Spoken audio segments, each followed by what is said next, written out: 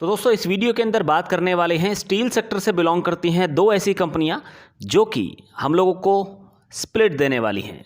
तो एक शेयर के बदले 10 शेयर का अनाउंसमेंट इन दोनों ही कंपनियों ने किया था और इन दोनों ही कंपनियों के अंदर हम लोगों को स्टॉक स्प्लिट मिलने वाला है। जैसे कि आपने थंबनेल में देखा कि पहली कंपनी जो है वो है steel exchange of India limited, दूसरी कंपनी है टाटा स्टील। दोनों ही कंपनियां हम लोग को एक शेयर के बदले 10 शेयर देने वाली हैं। तो सबसे बड़ी बात यही है कि काफ़ी सारे लोग ये सोच रहे थे कि इन दोनों ही कंपनियों के अंदर जब हमें स्टॉक स्प्लिट मिलेगा तो उसके बाद में क्या चाल इन कंपनियों के अंदर दिखने को मिल सकती है। अमूमन दोस्तों यही देखा जाता है कि जब स्टॉक स्प्लिट हो जाता है, अगर कंपनी के अंदर वाकई में मजबूती है, कंपनी के फंडामेंटल वाकई में मजबूत हैं, तो फिर स्टॉक आपको ऊपर की तरफ ही दौड़ता हुआ दिखाई देता है। अदरवाइज़ काफ़ी सारी कंपनियां ऐसी भी देखी गई हैं जो स्टॉक स्प्लिट के बाद में काफ़ी दिनों तक आपको एक ही प्राइस के आसपास मूव करती हुई दिखाई देती हैं। तो दोस्तों यहाँ पे जो पहली कंपनी है वो है स्टील एक्सचेंज इंडिया लिमिटेड। देखिए स्टॉक का प्राइस अगर आप देखेंगे तो 195 रुपये 55 पैसे के आसपास कारोबार करता हुआ दिखाई दे रहा है और पिछले 5 दिन बहुत ही शानदार रहे। 21% का मूवमेंट आपको स्टॉक के अंदर देखने को मिला है। पिछले अगर एक महीने की बात करें तो 34% की तेज़ी आपको शेयर के अंदर देखने को मिली। और अगर इस स्टॉक को आप नीचे के लेवल से देखेंगे तो आपको पता चलेगा कि लगभग 55% की तेज़ी आपको स्टॉक के अंदर देखने को मिल चुकी है। इसी तरीके से 6 महीने की बात करते हैं तो टोटल नेगेटिव सेंटीमेंट देखने को मिले थे। ये स्टॉक आपको लगभग 250 रुपये के आसपास दिखाई देता था अप्रैल के महीने में, लेकिन उसके बाद लगातार गिरावट का शिकार ये स्टॉक हुआ था। तो अभी जब इस कंपनी ने अपनी स्प्लिट की रिकॉर्ड डेट का अनाउंसमेंट किया तो उसके बाद से ही लगातार तेज़ी इस कंपनी के अंदर देखने को मिल रही है। तो दोस्तों इस कंपनी की जो रिकॉर्ड डेट है वो क्या है, तो वो है 13 जुलाई 2022। तो 13 तारीख को ये स्टॉक स्प्लिट होने वाला है और एक बड़ा एक्शन अब जो बचे हुए दिन हैं इनमें हमें इस कंपनी के शेयर प्राइस के अंदर ज़रूर देखने को मिलेगा। तो दोस्तों अगर इस कंपनी के बेसिक्स जानने की कोशिश करें तो क्या इस कंपनी के अंदर वाकई में हम लोग को खरीदारी करना सेफ रहेगा, जिस तरीके से काफ़ी सारे लोगों ने बराबर इस कंपनी के अंदर माल उठाया है।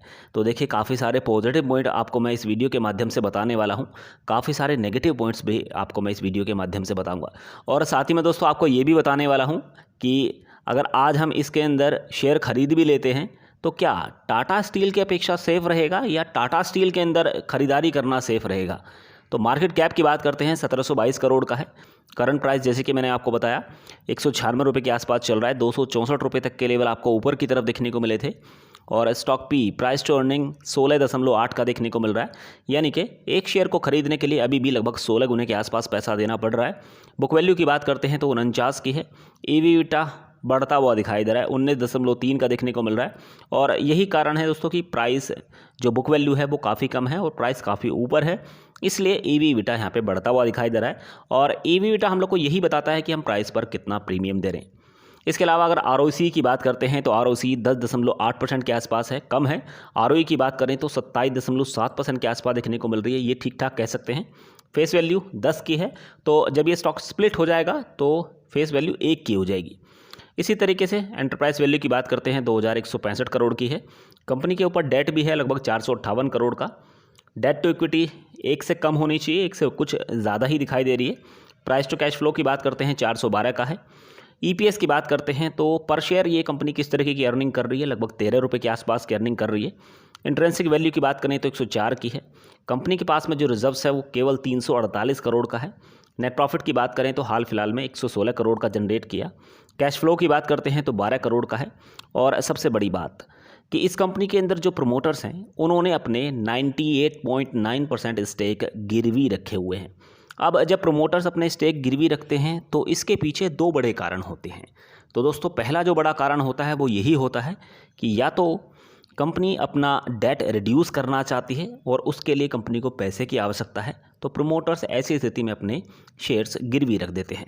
और जो दूसरा बड़ा कारण है दोस्तों वो ये होता है कि कंपनी अपने बिजनेस को बढ़ाना चाहती है, कंपनी के ऊपर डेट नहीं है, तो ऐसी स्थिति में भी कहीं ना कहीं प्रमोटर्स अपने शेयर्स गिरवी रख देते हैं। तो दोस्तों यहाँ पे अगर देखा जाए तो कंपनी के ऊपर जो डेट है लगभग 458 करोड़ का है। तो यहाँ पे यही मानकर चल सकते हैं कि हो सकता है कि ये कंपनी अपना बिजनेस ग्रोथ करना चाहती हो, तो उसकी वजह से प्रमोटर्स ने अपने लगभग सारे शेयर्स गिरवी रखे हुए हैं। कैश साइकिल की बात करते हैं तो 95 दिन के आसपास देखने को मिल रही है। अब ये जितना कम होगी उतना कंपनी के लिए अच्छा रहता है। इसके अलावा दोस्तों आपको बताना चाहूँगा कि हाल फिलहाल में जो कंपनी ने परफॉर्मेंस दी है तो कंपनी की सेल्स लगभग 1000 करोड़ के आसपास देखने को मिल रही है। पिछले साल की अपेक्षा तेज़ दिखाई दे रही है और खर्चे भी यहाँ पे बढ़ते हुए दिखाई दिए हैं। यहाँ पे अगर आप 2020 के और 2021 का कंपैरिजन करेंगे तो खर्चों के अंदर उतनी बढ़त नहीं देखने को मिली जितने की इस बार देखने को मिल रही है। और यही कारण है दोस्तों कि कंपनी का जो ऑपरेटिंग प्रॉफिट है वो पिछले साल की अपेक्षा कुछ कम होता हुआ नजर आ रहा है। और यही कारण है कि कंपनी के मार्जिन के अंदर भी दबाव देखने को मिल रहा है, लगभग 10% के आसपास दिखाई दे रहे हैं। इसके अलावा जो महत्वपूर्ण बात मैं आपको बताना चाहूँगा वो ये है कि अगर आप 2011 से लेकर अब तक की स्थिति देखें तो कंपनी का प्रॉफिट भी एक समान नहीं रहा है। इसके अंदर बराबर आपको उतार चढ़ाव देखने को मिले हैं, कभी आपको ज़्यादा देखने को मिलता था, कभी कम देखने को मिलता था। तो कहने का मतलब ये कि स्टॉक के अंदर भी आपको कुछ इसी तरीके का एक्शन देखने को मिल सकता है। मतलब किसी क्वार्टर में हो सकता है मुनाफा बढ़ता हुआ दिखाई दे, ये भी हो सकता है किसी क्वार्टर में मुनाफे के अंदर कमी देखने को मिले। तो फिर शेयर प्राइस के अंदर हम एक तरफा रैली की उम्मीद नहीं करके चल सकते हैं। इसी तरीके से अब अगर अदर इनकम की बात करते हैं तो दोस्तों इस बार 20 करोड़ की यहाँ पे देखने को मिल रही है, जो कि पिछले साल 77 करोड़ के आसपास थी। इस कंपनी ने जो इस बार ब्याज दिया है 88 करोड़ का है और पिछले साल 26 करोड़ का था। नेट प्रॉफिट की बात करते हैं तो 116 करोड़ का इस बार देखने को मिल रहा है और पिछले साल 140 करोड़ का नेट प्रॉफिट निकल कर आया था। तो ईयर ऑन ईयर बेसिस पर मुनाफा गिरा है। यहाँ पे दोस्तों अगर बात की जाए अर्निंग पर शेयर की तो 13 के आसपास देखने को मिल रहा है और इसकी वैल्यू के अंदर भी ईयर ऑन ईयर बेसिस पर गिरावट देखने को मिल रही है। उलट अगर बात की जाए बैलेंस शीट की तो यहाँ पे जो शेयर कैपिटल है वो बढ़ता हुआ दिखाई दे रहा है। यहाँ से मजबूत संकेत देखने को मिल रहे हैं और कंपनी का जो रिजर्व्स है वो भी लॉन्ग टर्म में बढ़ रहा है। 348 करोड़ के आसपास देखने को मिल रहा है, जो कि पिछले साल 222 करोड़ के आसपास था। तो यहाँ से भी मजबूती देखने को मिल रही है। बोरोइंग की बात करते हैं तो इसके अंदर कमी देखने को मिल रही है, तो यहाँ से मजबूती देखने को मिल रही है। इसी तरीके से कंपनी के टोटल एसेट अगर देखे जाएँ तो ईयर ऑन ईयर बेसिस पर बढ़ते हुए जरूर दिखाई दिए हैं। बाकी अगर देखा जाए तो लॉन्ग टर्म में कुछ कमी भी देखने को मिली है। यहाँ पे अगर शेयर होल्डिंग पैटर्न्स की बात करते हैं तो प्रोमोटर्स की हिस्सेदारी लगभग 49% के आसपास है, जो कि क्वार्टर ऑन क्वार्टर बेसिस पर स्टेबल है। एफआईएस की बात करते हैं तो खरीदारी करते हुए दिखाई दे रहे हैं। डीआईएस की बात करते हैं तो हल्की सी खरीदारी इनकी तरफ से भी देखने को मिल रही है। सरकार का भी इस कंपनी के अंदर हिस्सा है। और अगर पब्लिक की होल्डिंग की बात करते हैं तो क्वार्टर ऑन क्वार्टर बेसिस पर गिरावट देखने को मिल रही है। वहीं दूसरी ओर दोस्तों टाटा स्टील की अगर बात की जाए तो टाटा स्टील ने अभी अपने शेयर की रिकॉर्ड डेट यहाँ पे फिक्स नहीं की है कि कब ये शेयर स्प्लिट होने वाला है। लेकिन अगर यहाँ पे आप कंपैरिजन करेंगे कि टाटा स्टील खरीदें या फिर स्टील एक्सचेंज ऑफ इंडिया का शेयर खरीदें, जो कि आजकल तेज़ी के साथ में दिखाई दे रहा है, तो यहाँ पे इस कंपनी की अगर बात की जाए तो 1 लाख करोड़ से ऊपर की ये कंपनी है और करंट प्राइस लगभग 850 रुपये के आसपास इस समय कारोबार कर रहा है। पी की बात करते हैं तो 2.62 के आसपास है, परफेक्ट कह सकते हैं। आरओसी ठीक ठाक है। आरओई की बात करें तो ये भी मजबूत स्थिति में दिखाई दे रही है। बुक वैल्यू 937 की है। ईवीटा 2.54 के आसपास देखने को मिल रहा है। एंटरप्राइज वैल्यू 1,64,000 करोड़ के आसपास की है। डेट देखें तो इस कंपनी के ऊपर कर्जा भी ठीक ठाक है, 75,000 करोड़ का आसपास कर्जा देखने को मिल रहा है।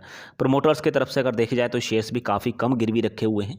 ईपीएस की बात करते हैं तो 329 का है, यानी कि पर शेयर ये कंपनी 329 की अर्निंग यहाँ पे करती हुई दिखाई दे रही है। कैश साइकिल की बात करते हैं तो केवल 71 दिन की है, तो उस कंपनी से कमी दिखाई दे रही है। कैश फ्लो की बात करते हैं 10,000 करोड़ के आसपास है। कंपनी का रिजर्व्स लगभग 1,13,000 करोड़ का है। नेट प्रॉफिट देखें तो 40,000 करोड़ का है और फेस वैल्यू 10 की है, तो स्टॉक स्प्लिट के बाद में ये 1 की हो जाएगी। डेट टू इक्विटी 1 से कम की है। इसी तरीके से अगर डिविडेंड देखें तो बराबर ये कंपनी हम लोग को डिविडेंड भी प्रोवाइड करा रही है, जबकि steel exchange of India limited हम लोगों को किसी भी तरीके का हाल फिलहाल में डिविडेंड नहीं दे रही है।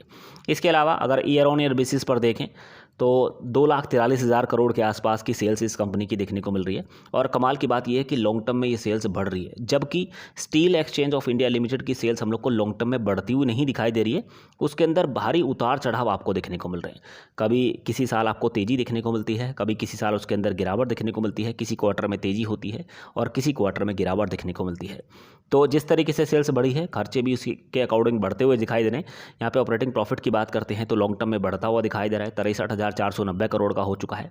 ओपीएम की बात करते हैं, बढ़त देखने को मिल रही है, यहाँ से मजबूत संकेत हैं। अदर इनकम की बात करें तो यहाँ से हम लोग को तेज़ी देखने को मिल रही है। इसी तरीके से नेट प्रॉफिट की बात करते हैं तो लॉन्ग टर्म में ये बढ़ता हुआ दिखाई दे रहा है, यहाँ से मजबूत स्थिति देखने को मिल रही है। कंपनी की अगर बैलेंस शीट की बात की जाए तो दोस्तों जो शेयर कैपिटल है ये भी लॉन्ग टर्म में बढ़ता हुआ दिखाई दे रहा है, यहाँ से मजबूती दिखने को मिल रही है। कंपनी का रिजर्व्स लगातार लॉन्ग टर्म में बढ़ता हुआ दिखाई दे रहा है, यहाँ से मजबूती दिखने को मिल रही है। बोरोइंग की बात करते हैं तो गिरावट देखने को मिल रही है, यहाँ से मजबूती देखने को मिल रही है। टोटल एसेट देखें तो लॉन्ग टर्म में बढ़ते हुए दिखाई दे रही है, यहाँ से मजबूती दिखने को मिल रही है। इसी तरीके से शेयर होल्डिंग पैटर्न्स की बात करते हैं तो इस कंपनी के अंदर काफ़ी सारे निवेशकों ने विश्वास जताया है। एफआईज की बात की जाए तो लॉन्ग टर्म में बढ़े हैं, 22.87% की होल्डिंग देखने को मिल रही है। प्रमोटर्स की होल्डिंग कम है। क्वार्टर ऑन क्वार्टर बेसिस पर अगर देखेंगे आप तो माल बेचा भी गया है। इसी तरीके से DIS की बात करते हैं तो खरीदारी करते हुए दिखाई दे रहे हैं। सरकार का भी इस कंपनी के अंदर हिस्सा है। और अगर पब्लिक के होल्डिंग की बात करते हैं तो क्वार्टर ऑन क्वार्टर बेसिस पर बिकवाली देखने को मिल रही है। तो दोस्तों दोनों ही कंपनियां बहुत ही शानदार स्थिति में हैं और दोनों ही कंपनियां हम लोगों को एक शेयर के बदले 10 शेयर देने वाली हैं। और इस समय steel exchange of India limited के शेयर के अंदर तूफानी तेजी देखने को मिल रही है, जबकि इसके उलट टाटा स्टील की इतनी स्थिति मजबूत है और टाटा स्टील के शेयर के अंदर हम लोग को क्यों एक्शन नहीं देखने को मिल रहा है। तो दोस्तों बहुत जल्द टाटा स्टील भी अपने रिकॉर्ड डेट फिक्स करने वाला है और आगे आने वाले दिनों के अंदर जब ये कंपनी अपनी रिकॉर्ड डेट यहाँ पे फिक्स करेगी तो हो सकता है कि स्टील एक्सचेंज इंडिया लिमिटेड के शेयर के मुकाबले इस शेयर के अंदर भी कुछ इसी तरीके का एक्शन हम लोग को देखने को मिले। दोस्तों अगर आप नए हैं, डीमेट अकाउंट ओपन कराना चाहते हैं तो आप अपस्टॉक्स के अंदर डीमेट अकाउंट ओपन करा सकते हैं। लिंक नीचे डिस्क्रिप्शन बॉक्स के अंदर दिया हुआ है। साथ ही मैं दोस्तों कहना चाहूँगा कि अगर आप पहली बार इस चैनल पर आए हैं तो सब्सक्राइब करके रख सकते हैं, साथ में बेल आइकन जरूर हिट कर लीजिएगा। Thank you so much for watching.